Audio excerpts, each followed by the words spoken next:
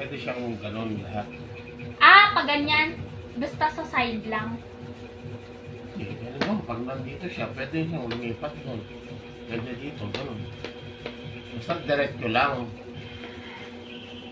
Diba, kakaya siya. Ala, hindi pala yung kit ang layo. Tapos, Pwede yan kahit malayo. oo ah.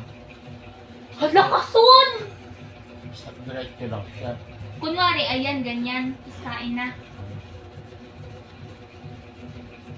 Tapos, Tapos ito naman si horse. Kailangan to. 1, 2, 3, 4. Letter L siya. hindi. 1, 2, 3, 4. Apat yung ano. Basta letter L. Diba ito? Tapos 1, 2, 3, 4.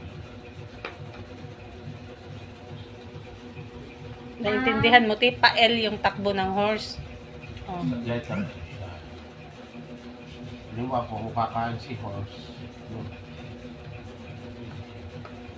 Si 1, 2, 3, 4. Kain siya kasi L. Tapos ito, ano to? Ito naman si Bishop. Ano ito? Pag puti, puti lang siya. Ganun. Pero pag itim, Pag itim, itim lang niya siya. Diba ito?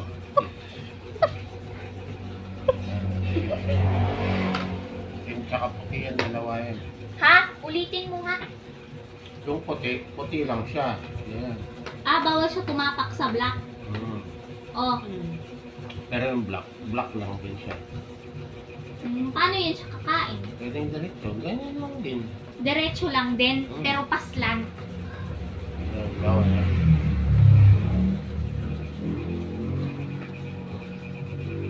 Pag ganun lang.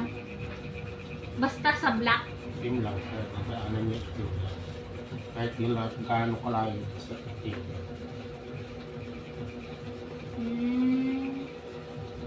Tapos yung galaw nito, ito oh. Yung king. Yan. Ito yung si Queen. Si, Ito si Queen. oo. Ito si King. Oo. Kailangan ko hindi mauuli. Ha? Hindi siya makakain dito. Kailangan hindi siya makakain. Hindi siya makain ng kalaban daw. Kasi yun yung pinaka-ano niya. Tapos si Queen naman, ito si Queen. Wala din siya. Kahit saan yung takbo ni Queen, okay lang. Kahit paikot. Oo, lahat kaya niyang takbuhin. Diba, ito. Paano siya niyan kakain? Ganun pa rin siya. Yan. Takbo. Pwede siya kahit saan. Ano yung paano yun pag paano malalaman pag kakain ka na? Pag makakain mo na yung kalaban. Open siya, halimbawa yan.